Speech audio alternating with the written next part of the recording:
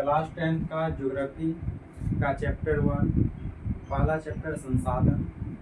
तो हमें सबसे पहले जानना है संसाधन क्या होता है। संसाधन अपने आवश्यकता को पूरा करना, जैसे हमें कोई चीज़ का आवश्यकता हुआ उसे पूरा करना ही संसाधन कहलाते हैं। मानवीय आवश्यकता को पूरा करना ही संसाधन कहलाते हैं। संसाधन होते नहीं बल्कि बनाए जाते हैं, यह कथन जिम्मरमैन का है। संसाधन का वर्गीकरण संसाधन के विभिन्न वर्गों में बांटा गया है।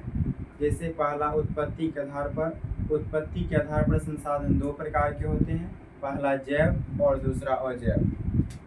तो यहाँ लिखा हुआ है संसाधन मानवीय आवश्यकता को पूरा करने वाले सभी जैव और अजैव पदार्थ संसाधन कहलाते हैं। जैव मतलब सजीव पदार्थ और अजैव मतलब निर्जीव पदार्थ। उसके बाद है अपनी आवश्यकता को पूरा करना ही संसाधन कहलाते हैं, ये भी हम लिख सकते हैं। आगे है संसाधन होते नहीं बल्कि बनाए जाते हैं, यह कथन जिम्मरमैन का है।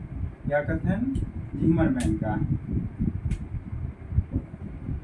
उसके बाद संसाधन का वर्गीकरण उत्पत्ति के आधार पर संसाधन दो प्रकार के होते हैं, पहला जैव और दूसरा अजैव। जैव संसाधन किसे कहते हैं, तो जिसमें जान हो उसे हम जैव संसाधन कहते हैं। और अजैव संसाधन किसे कहते हैं, तो जिसमें जान नहीं हो उसे हम अजैव संसाधन कहते हैं।